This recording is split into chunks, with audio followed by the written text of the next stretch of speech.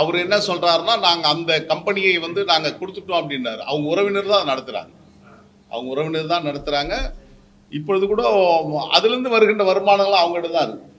அது கோடிக்கணக்கான வருமானங்கள் வருகிறது. அதனால தான் இப்போ என் பொருட்டு இப்போ நீங்க கேட்டீங்களே அரசியல் நடத்துறது எங்கிருந்து பணம் வந்ததுன்னு இப்போ நீங்க கேட்குற மாதிரி அவர் காஞ்சிபுரம், நாங்க செங்கல்பட்டு மாவட்டத்தில் இருக்கிறோம். செங்கல்பட்டு மாவட்டத்திலேயே எனக்கு தெரிஞ்சு ஒரு 250 கோடி ரூபாய்க்கு அவங்களுக்கு சொத்து இருக்குது.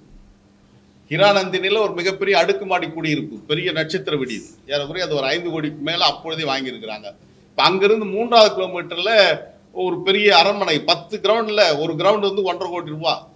அப்படின்னா என்னாச்சுன்னு பாருங்க, 10 கிரவுண்டு 15 கோடி ரூபாயில 5 கோடி ரூபாய்க்கு பெருமானளவு ஒரு அரண்மனை கட்டியிருக்கிறார். ஒரு அரசியல் தலைவன் என்று சொன்னால் அவருடைய கதவுகள், வீட்டின் கதவுகள் திறக்கப்பட்டிருக்கணும்னாரு. ஆனா அவருடைய வீட்டை இப்போ போய் பாருங்க, சுத்தி மின்வேலி அமைக்கப்பட்டு அந்த 10 ஏக்கருக்கும் பெரிய பாதுகாப்போட செய்யப்பட்டு போன வாரம் பால் காட்சி நடந்திருக்கு. யாரும் அழைக்கல, ஏன்னா அது வெளியே செய்தி வந்துடக்கூடாதுக்காக.